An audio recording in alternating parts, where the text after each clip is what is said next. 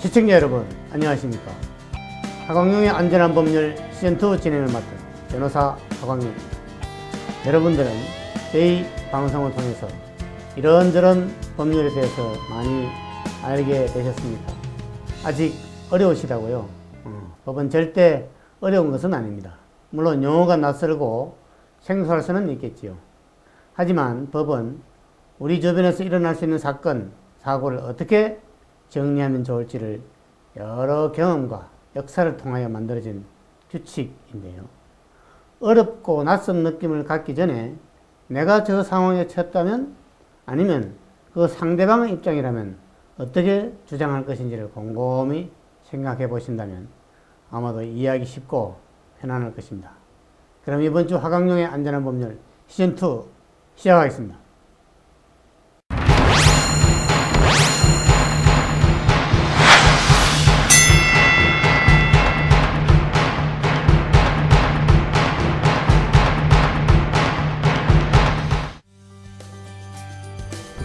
안녕하세요. 안녕하세요. 네, 오늘도 두 분 모셨습니다. 네. 날로 법률적 지식이 좀 늘어나는 것 같죠? 어때요? 어디 가서 자랑 좀 합니까? 어떻습니까? 나입니다. 안녕하세요. 최고입니다. 네. 자랑 못하고요. 네. 그래요. 그 용어들이 너무 어렵습니다. 그래요. 이게 어느 한 부분은 아는 것 같은데 또 새로운 문제에 부딪히면 또 모르고, 그죠? 아, 그러니까. 그렇습니다. 우리가 사람들은 모르는 게 많다고 생각하는 사람이 아는 게 많은 사람이야. 왜냐하면 진짜 아는 게 없는 네. 사람은 자기 아는 게 다고, 모르는 거는 뭐 모르는지 안 모르는지 몰라가지고 자기가 다 아는 줄 아는데, 실제로는 우리 법률가도 여러 가지 법률 문제들을 부딪히면 사실 모르는 부분이 많습니다. 아, 예. 그렇지만 그걸 이제 자료를 찾을 줄 알고 또 이제 검색해서 결론을 내릴 줄 아는 막 그런 능력이 좀 다르다는 따름이죠. 우리 법률가라고 해서 무슨 법률 문제를 다 알고 있는 건 아닙니다. 최고 씨도 이제 저 연기 제대로 다시 또 시작해야죠. 예, 뭐 기회만 주어진다면 네. 언제든. 예. 아주 음성도 좋고 인물도 좋고 해서 아마 이 방송을 통해서 우리 시청자 여러분들이 많이 추천하시리라 생각이 됩니다. 현대극 좀 부탁드리겠습니다. 승승장구하기 바랍니다. 그래요. 오늘은 조금 어려운 문제일 수도 있는데, 산업재해 얘기 들어봤죠? 네네. 네. 산업재해에 대해서 뭐 그와 관련된 이야기를 가지고 네. 두 분을 한번 토론을 하도록 하겠는데, 오늘 주제 한번 들어보죠. 네. 예, 봅시다. 취업을 한 지 얼마 안 된 사회초년생 A씨는 회사에서 열린 신입사원 환영회에 참석하였습니다.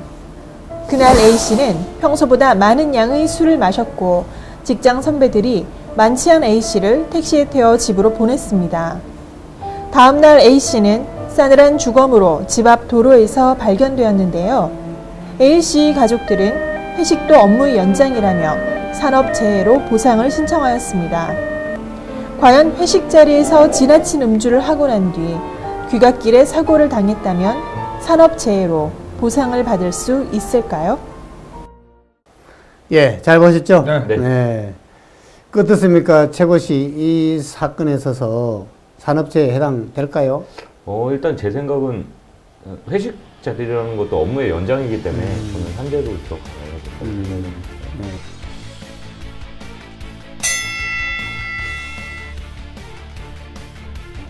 최고 참 난신 어때요?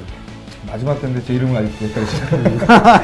제 생각은 일단은 회식 자리 이후에 벌어진 일이기 때문에 회식 끝난 이후에 네, 이거는 귀가하면서 생긴 일이다. 산재에는 해당이 안 되죠. 해당되지 않는다.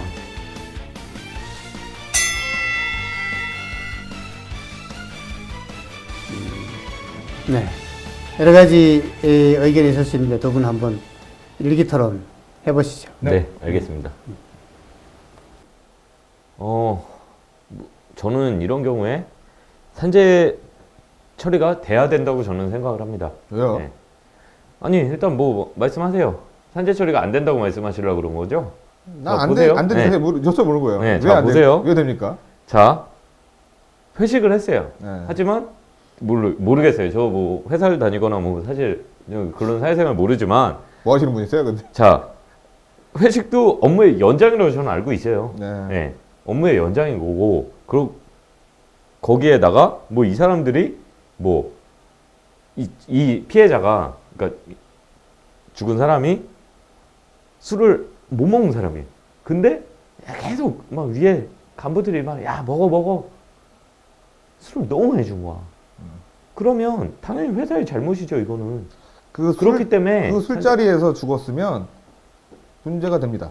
아니, 술을 먹어서 바로 죽는 사람이 있는 반면에, 아니면 이 분처럼 뭐 이 사람처럼 자, 뭐 집에 가다가 예를 들면 뭐 저체온증 아니면 뭐 다른 게 있어, 술을 너무 많이 먹고 심장이 갑자기 그렇게 먹었다는 얘기가 있었습니까? 예? 그렇게 먹었다는 얘기가 있었습니까? 아니, 예를 본인 들면 생각이시죠? 예. 자, 뭐 제가 심장 말씀드릴게요. 발작이 왔을 수도 있고. 네, 제가 말씀드릴게요. 자, 회사에서 그 업무 연장 맞습니다. 예. 그 업무 연장 맞지만, 자, 우리가 이게 처음에는 이렇게 다 모이세요. 우리 뭐 연말이니까 뭐 송년회입니다, 막년입니다. 모일 수 네. 있습니다. 자, 일단 최고 씨의 말에 제가 동의할 수 있는 부분은 그게 강압적이었다라고 하면 이게 문제가 될 수는 있어요. 네. 하지만 그렇게 밤늦게까지 술을 먹었다는 얘기는 분명히 1차, 2차, 3차까지 갔다는 얘기입니다. 그쵸. 그죠? 그 얘기는 뭐냐면 1차는 강압적일지 몰라도 2차, 3차는 강압적일 수가 없습니다. 왜냐면 취하면 가게 됩니다.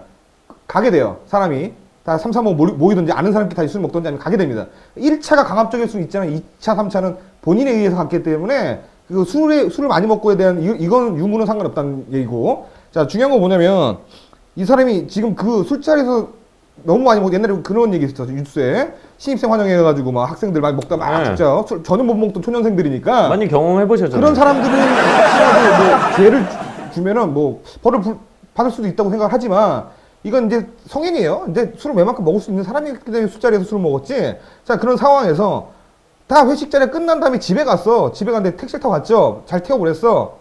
자, 업무가 끝났습니다. 이제 본인의 책임인 거야. 이제 몸을 못 가는 것도 본인이고 본인이 그만큼 술을 먹었던 건 본인 책임. 이제 그때부터는 개인적인 일이 된 거예요. 자, 근데 그 다음날은 이제 싸늘한 주검이 된 거야. 예? 근데 어떻게 회식했다는 얘기 들었어. 그거 누가 책임질 겁니까? 부모랑 뭐 형제들이 어떻게 너 회식했잖아. 회식 자리에 너 술 너무 많이 먹은 거 아니야? 이거 회사에다 얘기해. 회사에 어차피 회식 있었으니까 이거 회사에 산재라도 받을 거야. 근데 분명히 제가 말씀드리는 건 회사 산재는 안 됩니다. 안 됩니다. 왜냐 이제 이건 개인적인 일이 돼버렸기 때문에. 전 될 것 같아요. 왜냐하면 원인 제공을 한 거잖아요. 뭘 자꾸 이렇게 원인 제공 아니, 말씀하시네요. 원인 제공을 한 거죠. 자, 저번 주도 원인 제공 아니, 얘기하시네. 저는 무조건 원인 제공을 중요하게 생각을 합니다.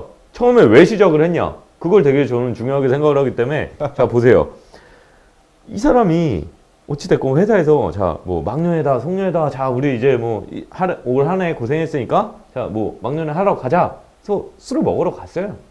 가서 어쨌든 업무의 연장으로 간 거예요. 뭐 빠질 수 없는 상황이니까 가서 사람들이 막 즐겁게 놀다가 뭐 보니까 뭐 야, 너 일어나서 올해 한 해 소감 얘기해봐 뭐 이러다 보니까 술자리가 길어졌을 수도 있어요. 그러면 길어집니까? 그럼요. 한 명씩 다 뭐 얘기하고 이러면 길어질 수도 있는 거죠. 예. 예. 그리고 그러다 보면 뭐 다 대부분 그렇지 않나요? 뭐요? 이렇게 내가 한마디 하고 나면 아 위하여 하면 다 같이 한번 먹고 뭐 예. 그러다 보면 술을 많이 먹었어. 아, 회사에 로망이 그렇기 있으시구나. 때문에 아니 모르겠어요. 제가 뭐 회사의 생각은 그런 것 같아요. 하지만 일단 업무의 연장으로 어쨌든 회식도 저는 보는 사람이기 때문에 당연히 산재가 저는 적용이 돼야 된다고 생각을 합니다. 예. 일단은 그 부분 아까 말씀드렸던 게 맞는 것 같고요. 제가 말씀드렸던 부분이 맞는 것 같고, 아니 이런 일이 비일비재하지는 않아요. 그러니까 뭐냐면 이거야. 이렇게 생각하시면 돼요. 술 먹고 이제 회식 자주 하잖아요. 막년에 송년회 했어. 집에 가. 이제 집에까지 가는 것까지 봤어. 택시 탔어. 근데 만약 그 택시가 사고 나요. 예를 들어서 택시가 사고 났어. 근데 이 사람이 다치거나 죽었어. 그럼 이것도 회식 자리에서 술 먹었기 때문에 산재에 들어갈 것 같습니까? 일단은 네. 이것도 그럼요. 왜냐하면 저는 그렇게 생각을 합니다.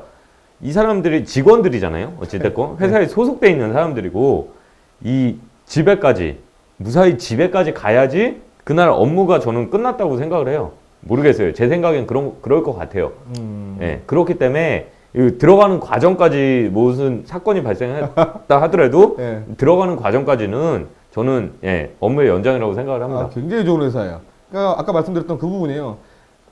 1차를 사람들을 모을 때는 강압적이 될 수도 있습니다. 야, 오늘 일 있으니까 오늘 부서 회식입니다. 야, 오늘 약속도 잡지 마세요. 이런 얘기 할 수 있지 않습니까? 네. 그럼 또 말단 직원 같은 경우에는 무서워서라도 아니 잘 보이고 싶어서라도 오늘은 다른 약속 다 캔슬 시키고선 회식 자리에 참여합니다. 그렇죠. 자, 이렇게 되면 제가 말씀드린 것처럼 1차는 강압적이 될 수는 있어요. 1차는 강압적이 될 수 있지만 그 다음부터는 알아서 합니다. 행동을. 이제 행동을 했으니까. 그 다음은 뭐냐면 2차 가야지. 저 좀 바빠서 다음에 너무 술이 취해서 이거는 다 개인 할 수 있는 이제 여건이 된다는 얘기예요, 지금. 근데 2차, 3차까지 술을 먹었다는 거면 본인의 의사에 의해서 술을 먹었기 때문에 자, 우리가 1차는 회식비가 나옵니다. 그 회사 돈이에요. 쉽게 말하면 그것도 회사의 업무 중에 하나라고 봐도 돼요. 무관합니다. 자, 2차부터 어떻게 합니까? 3, 3, 5 이게 모이죠? 자, 3, 3, 5 모여서 자기들끼리 돈을 이렇게 걷어서 내든지 아니면 누가 내든지 부장이 내든지 자, 이렇게 갑니다. 자, 이제 돈이 이제 개인 돈으로 들어가기 시작하는 거야. 회사 돈이 아니야. 자, 이건 회사의 업무하고 상관이 없습니다. 예? 끝난 거야. 회사 일 끝나고 그냥 이렇게 즐기는 거야. 그러니까 자기들이 원하는 만큼, 자기들이 원해서 술을 먹고 취할 만큼 취했을 때 집에 가는 거예요. 그런 상황이 벌어졌어, 지금. 그 이후에 생기는 사고, 당연히 책임 없습니다. 그러니까 그럴 수 있다고 생각이 들겠지만, 당연히 그럴 수 없습니다. 왜냐면 이제는 본인이 할 수 있는 선에서 자기가 행동을 했기 때문에. 그리고 집에 갔을 때, 집에 가서 집 앞에서든, 집에 들어가서든, 택시 안에서든, 사고가 나서 지금 사체로 발견이 됐지만, 이거는 회식하고 무관하다. 본인이 술을 과하게 먹고 또 저체온증, 본인이 관리를 못했다. 관리 소홀도 본인이 잘못한 거다. 이 상황은 똑같다고 생각을 해요. 이 부분뿐만 아니라 어떤 식으로 사고가 나든 간에 회사에서는 책임이 없다. 질 수가 없는 부분이다. 라고 말씀드리겠습니다. 저는 아까도 말씀드렸지만 일단 하나에 소속돼 있는 어떤 단체에 소속돼 있는 개인이잖아요. 이 개인이 그러니까 어디 집에 들어가든 안전하게 딱 들어가야지 저는 그게 끝났다고 생각을 해요. 모르겠어요. 제 생각엔 그럴 것 같아요. 그렇기 때문에 아직 들어가지도 않은 상황에서 그런 주검으로 발견이 됐기 때문에 저는 이거는 업무의 연장의 개념으로 봐서 이거는 산재 처리가 저는 돼야 된다고 생각을 합니다. 예. 산재가 어느 정도까지라고 범위를 보세요? 일하다가 다치거나 네. 예? 어쨌든 업무 중에 다친 거는 어쨌든 산재 처리가 되는 거잖아요. 네, 그렇죠. 예. 네. 그러니까 이거 회식도 사실 업무의 연장인 거고.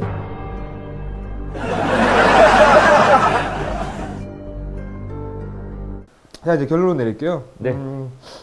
일단은 이 부분은 회식 자리에서 일어난 일이 아니고 회식 자리 이후에 이제 본인의 과실로 인해서 사고가 났기 때문에 이 부분은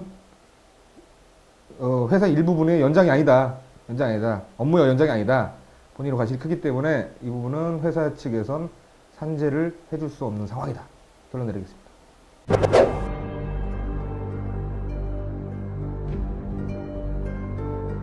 일단 모르겠어요. 그러면 저는 이렇게 결론 내릴게요. 네.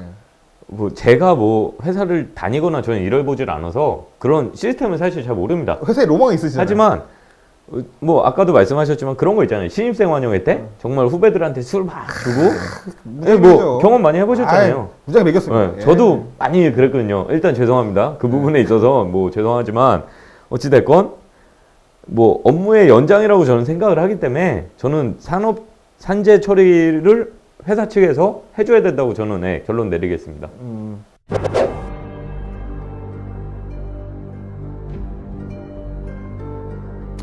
그럼 변호사님한테 여쭤봐야 돼요. 답변 들어보시죠. 들어오시죠.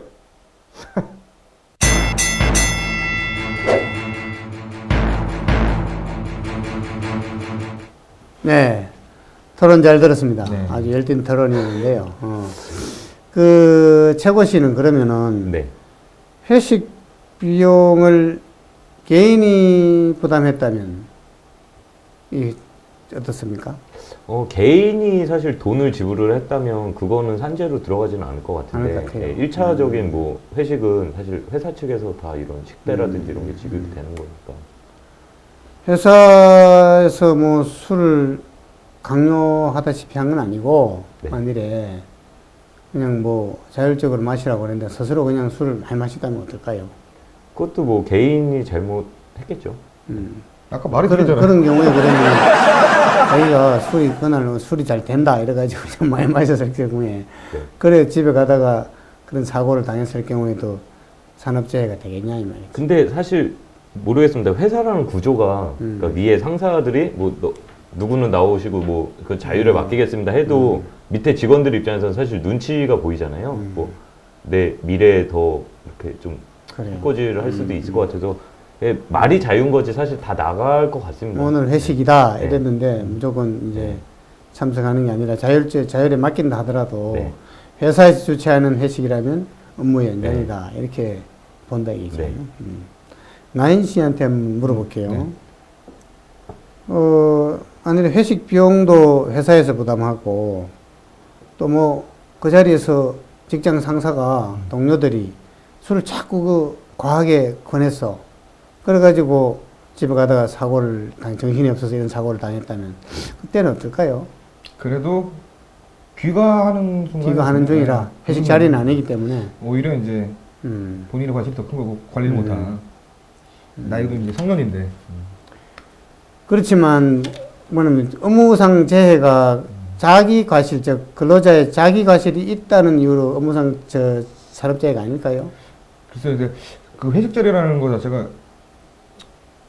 아까 말씀드리려고 했던 부분인데 1차적인 부분이 강압적이었다고 하면 2차 뒤에 분명히 술을 그만큼 과하게 먹었다는 건 2차, 3차 진행됐다는 얘기인데 그 부분은 본인이 원해서 이루어진 일이고 본인이 그만큼 술을 먹었기 때문에 귀가 조치하다가 뭐 저체온증이든 아니면 뭐 사고라든지 그 부분은 본인이 자청한 일인 것 같다라고 생각이 듭니다. 네, 그렇게 생각할 수도 있겠는데 근본적으로 이 산업재해는 누구의 과실이 있느냐, 누구에게 귀책 사유가 있느냐를 따지는 그런 문제는 아니에요.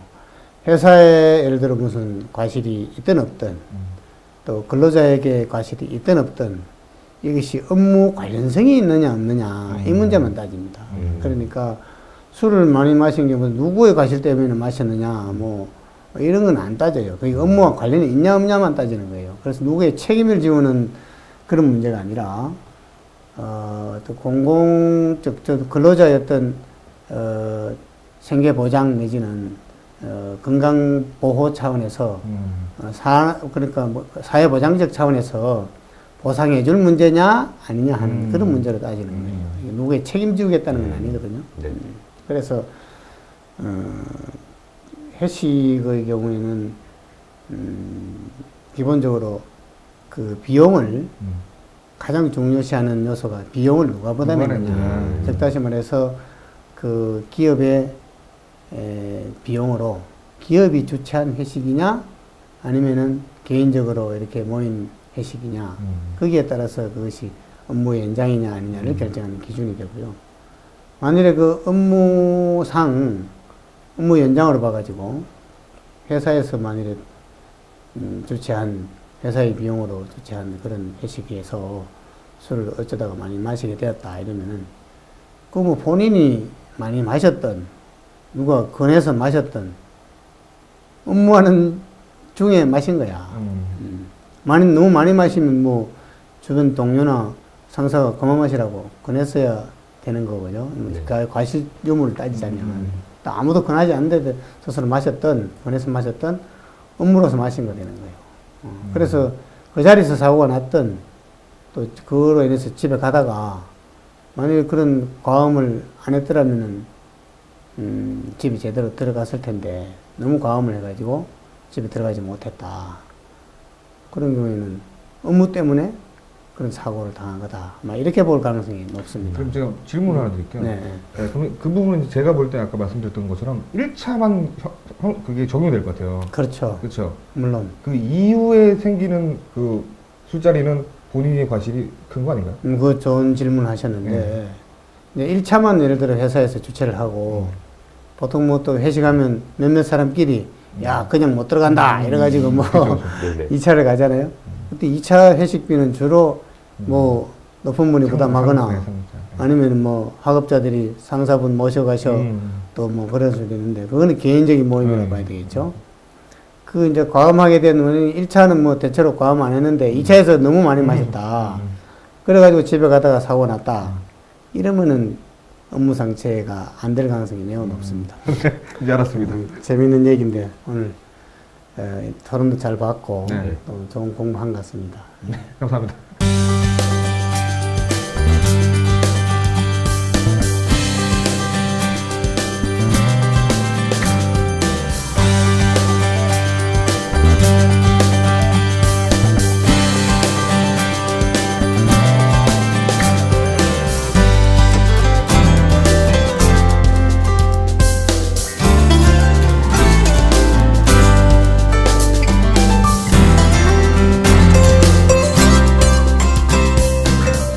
그럼 잠시 후에 법대로 합시다 해서 다시 뵙겠습니다.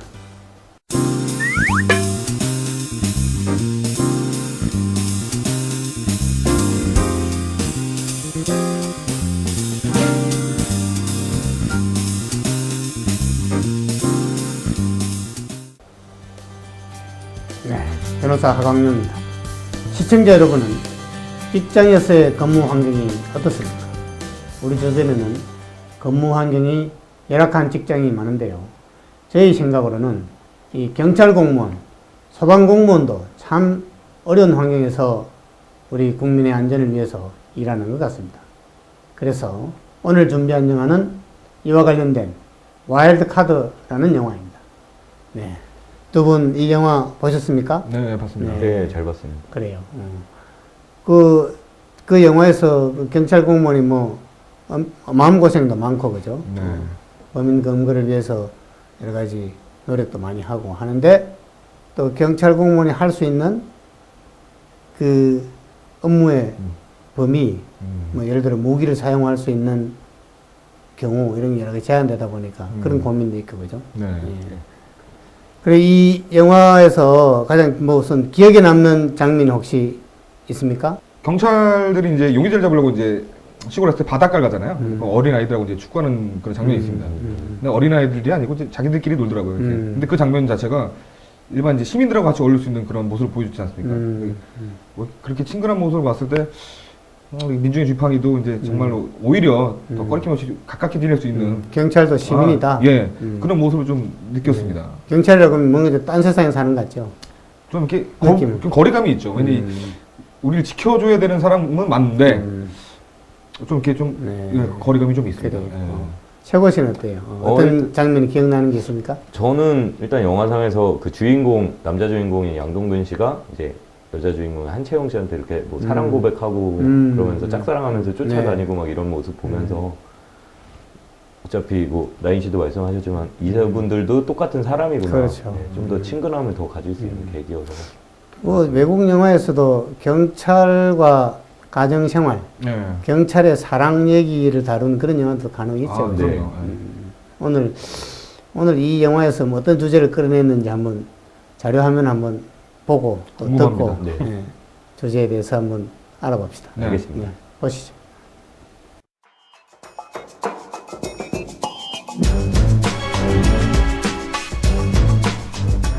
인적 없는 지하철역에서 중년 여인의 시체가 발견되고 사건 발생 신고를 받은 강남서 강력반 형사들은 즉시 수사에 착수합니다. 밤낮으로 탐문과 잠복을 계속하며 사건의 실마리를 찾아 나가는 사이 비슷한 수법으로 살해당한 또 다른 희생자들이 발견됩니다. 형사들은 오랜 잠복 끝에 인파 가득한 도심지 한복판에서 범인들과 마주치지만 범인들의 위협에 형사는 겁을 먹게 되고 결국 눈앞에서 범인들을 놓쳐버리게 됩니다. 범인을 쫓는 경찰과 그런 경찰에게 흉기를 휘두르는 범인들. 과연 강남서 강력반은 무사히 범인을 제압하고 시민의 안전을 지킬 수 있을까요? 그럼 오늘의 토론 주제입니다. 흉기를 든 범죄자의 위협에 경찰이 현장을 피해 도망갔다면 경찰에게 법적 책임이 있을까요?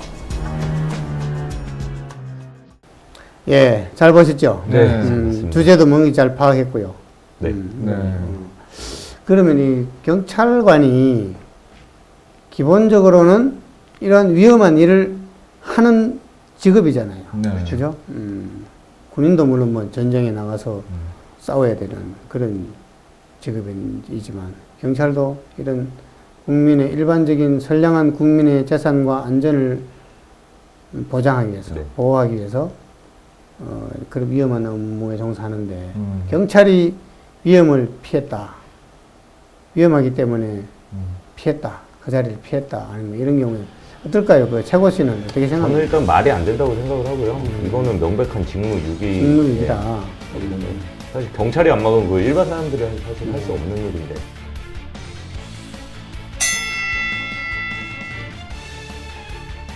나연 씨는 이 어떻게 생각합니까? 일단 이 부분은 이제 경찰도 사람이기 때문에 네. 뒤에 2차 피해가 없었다고 하면 직무유기는 아니고요. 네. 다른 방법으로 속아줄 수 있는 부분이 있다라고 생각합니다. 네.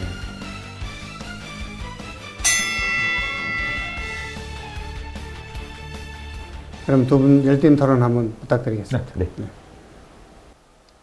아, 잘 봤습니다. 네, 저는 일단 이건 직무유기예요. 엄중히 처벌해야죠. 그러실 줄 알았어요? 네, 이건 당연한 거 아니에요? 야, 근데 경찰도 사람입니다. 아, 그럼요. 공포심을 느낄 수 있어요. 내가 죽어서라도 범인을 잡아. 아, 이거 당연히 투철해야 하는 게 맞는데 두려울 수 있습니다. 왜? 이유가 뭐냐면 이 사건 같은 경우에는 이 형사가 과거에도 한번 찔린 적이 있어요. 칼에. 네. 그 삐죽한 것만 봐, 뾰족한 것만 봐도 막 무서운 거야. 막 선단증 같은 게 있는 거야. 근데 막상 범인을 맞닥뜨렸는데 흉기를 근데 자기 눈앞에 봤어. 무서운 거야. 기절할 수 있는 상황이에요. 아니, 그래요. 나이 근데 씨 중요한 말씀. 건 중요한 건 뭐냐면 그 범인을 놔준 건 아니에요. 이게 뭐냐면 놔준 건 아니야. 이 부분이 중요한 거야. 직무유기 그럴 수 있다고 생각을 합니다. 그냥 가는 범인을 발도 못 잡고서 발목도 못 잡고 그냥 이렇게 내보내? 돌려보내? 도망치게 냅둬? 당연히 직무유기일 수도 있지만 이게 사람인지라 공포심 때문에 그랬다는 거에 만약 선처가 된다고 하면 자 보십시오. 이 사람이 벌벌벌 떨고 있던 건 아니야. 그 이후에 후수습을 한 거야. 후수습을 했어요. 다른 동료들에게 얘기를 한 거지. 저쪽으로 갔다고. 절로 도망갔다. 알려준 거야. 그냥 수수방관하고 있던 건 아니야. 예? 순간 대처를 해주지 못했을 뿐이지 후수습은 했다. 예? 다 경찰에 할 도리는 했다. 예? 사람이기 때문에 저질 수 있는 경찰이지만 사람이기 때문에 저질 수 있는 이런 상황은 그냥 눈 감아줄 수 있다. 아, 당연히 보직을 바꿀 수 있겠어. 나중에 이런 사건 아니, 이후에. 그러니까 네. 그렇다고 봐요. 뭐 나인 씨가 지금 얘기하셨듯이 사람이기 때문에 그럴 수 있어요. 하지만 입장이란 게 있잖아요. 이 사람이 하는 일도 있는 거고, 이 사람은 경찰의 형사예요. 그러면 자기가 그런 예전에 이런 칼에 찔리고 뭐 이런 트라우마 같은 게 있으면 뭐 어쨌든 하지만 범인은 잡아야 되는 상황인 거예요. 이 사람 일은 경찰이잖아요. 근데 제가 만약에 그런 상황이었으면 저는 분명히 그랬을 거예요. 그 전에 뭐 개인적으로 어디 심리 치료를 받든 해서 그걸 극복을 해서 그런 일이 안 생기게끔, 그러니까 뭐 범죄자가 왔을 때 한 방에 딱 한 번에 제압할 수 있게끔 그렇게 자기가 해놨어야지. 처신을. 이 사람은 뭐 그런 것도 없이 그냥 자기의 트라우마만 가지고 어찌됐건 범인이 가는 거를 이 사람 뭐 다른 동료들한테 알려줬다? 사실 이것도 웃긴 거죠. 이게 아니 경찰이라는 게 뭐예요? 경찰이라는 게 사실 그런 거잖아요. 슈퍼맨입니까? 아니, 저 보세요. 국민들의 뭐 안전을 위한 사실 위해서 일을 하시는 분들이 경찰분들이고 뭐 이런 사회 악의 무리들을 심판을 하는 것도 사실 경찰인 거고, 그건 잡는 것도 경찰의 몫이, 이런 게 사실 공권력이잖아요. 그런 사람들이 해야 될 일인 거예요. 이거는.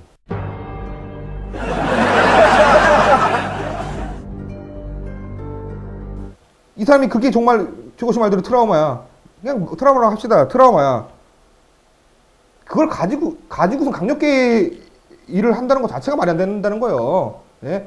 근데 지금까지 잘 넘어갔어. 잘 무마됐어. 근데 정말로 자기 앞에 흉기를 들고선 순간 공포심을 느낀 거야. 느낀 거예요. 근데 옆에 동료도 없어. 근데 자기가 나설 수는 없어.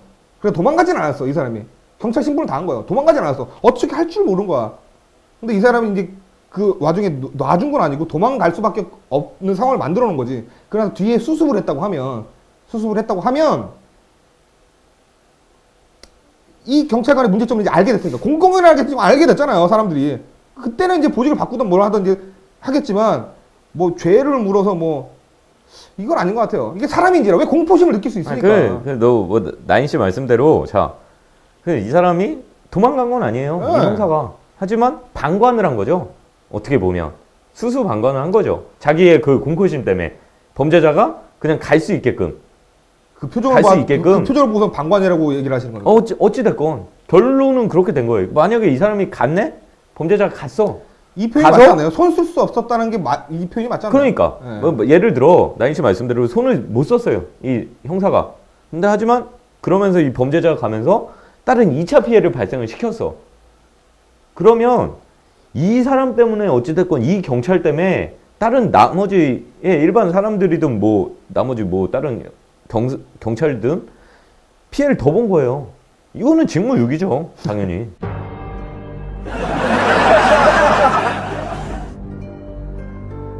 사람이니까 경찰도 사람이니까 경찰도 슈퍼맨이니까. 그럼요. 사람이란 건 인정한다니까요. 하지만 그게 만약에 칼이 아니고 총이라고 칩시다. 그럼 총이야.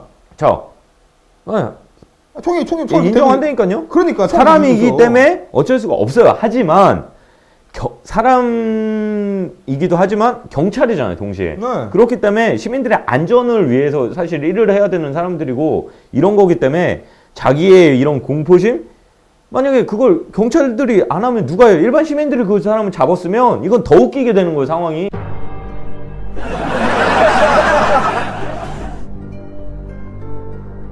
자, 저 결론을 내릴게요. 어차피 경찰도 사람인지라 본인의 약점을 본인이 알고 있었고 순간적인 실수로 인해 가지고 범인을 놓쳤다.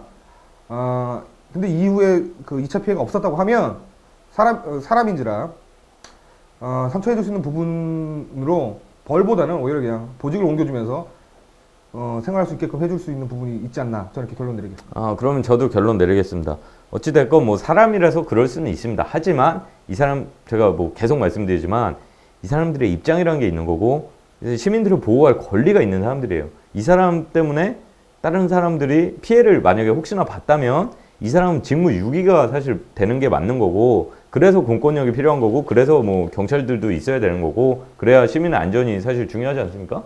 그렇기 때문에 이 사람은 뭐 자기의 공포심이나 이런 개인적인 거예요, 지극히. 그렇기 때문에 이 사람은 어찌됐건 일적인 부분에서 그 관망을 한 사람이기 때문에 저는 엄중히 더 처벌을 해야 된다고 생각을 합니다.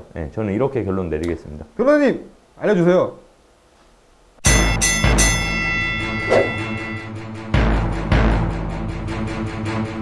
네, 토론 잘 들었습니다. 목이 아프네요, 목이 아프. 네, 그래요.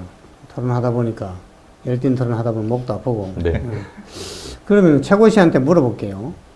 혹시 이 긴급한 상황이 돼가지고 네. 이거 뭐 그 자리를 피하지 않으면은 경찰관에게 아주 뭐 중대한 신체적 위험 또는 뭐 가족에 대한 굉장한 위험이 초래될 가능성이 있다. 이런 경우에도 직무유기가 될까요?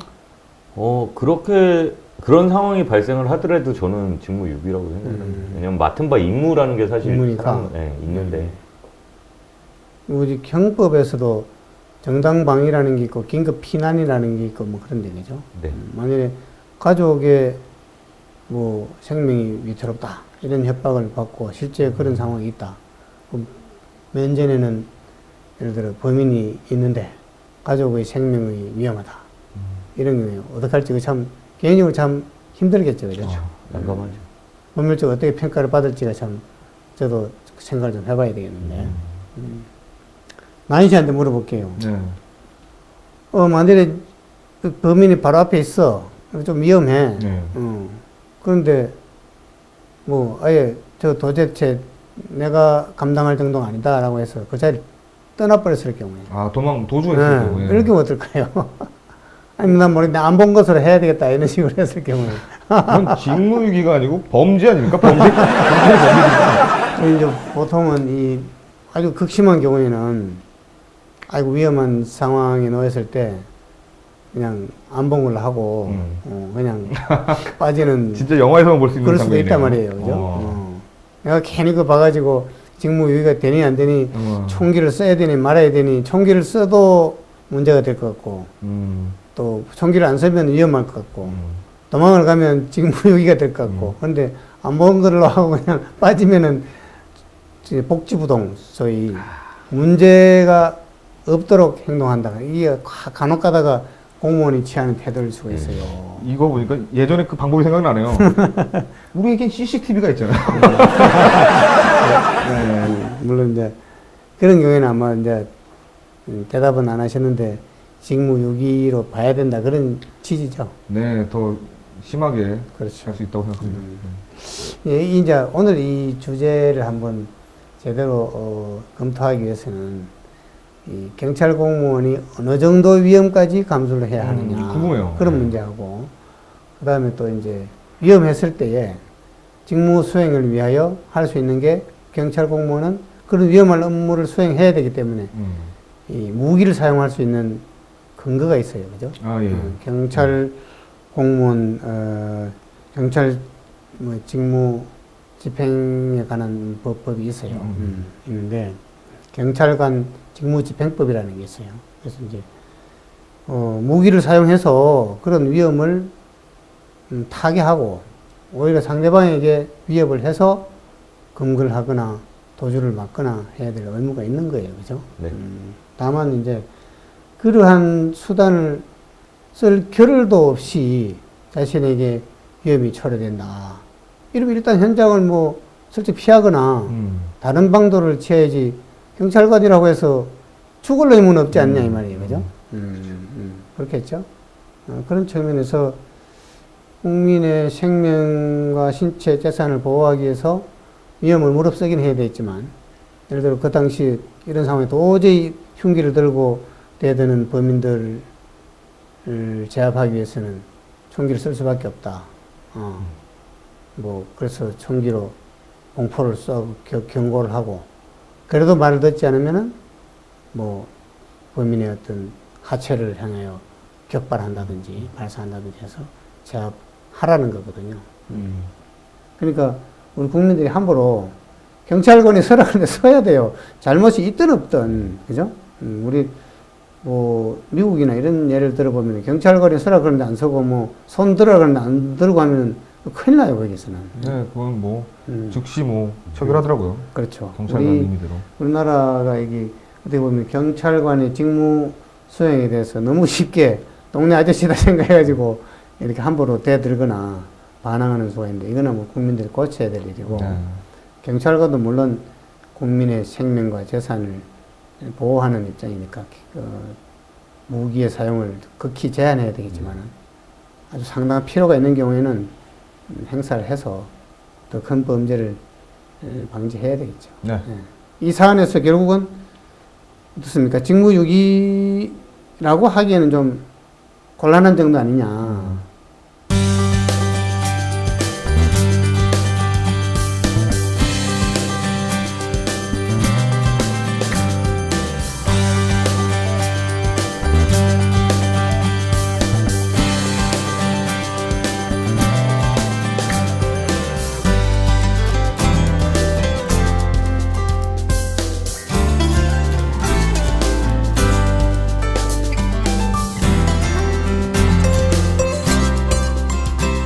네, 이상으로 토론을 마치고 기초법률 지식 팁을 드리는 시간을 갖도록 하겠습니다.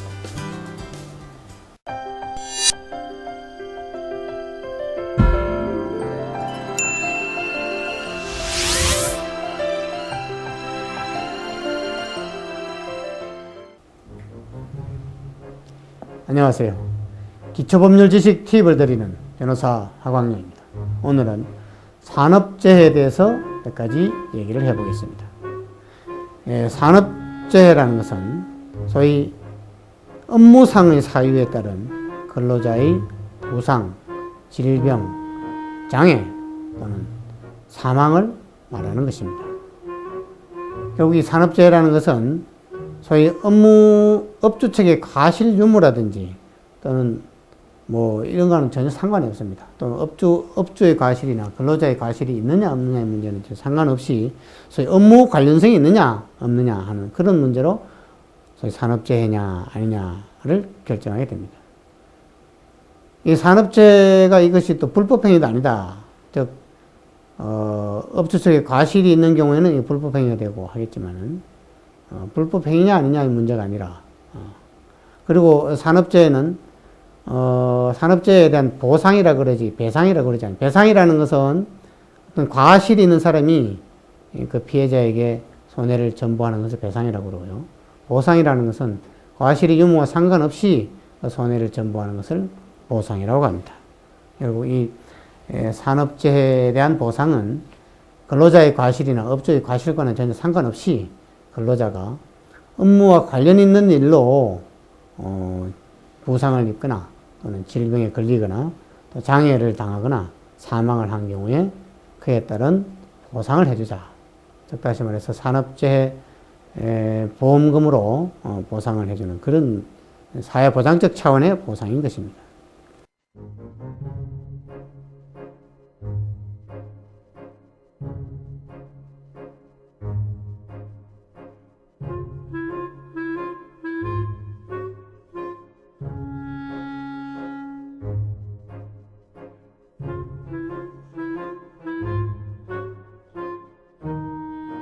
저희 하강용의 안전한 법률에서는 시청자 여러분께서 의견을 보내주시면 이를 참조해서 더욱 알찬 프로그램을 만드는데 힘쓰도록 하겠습니다.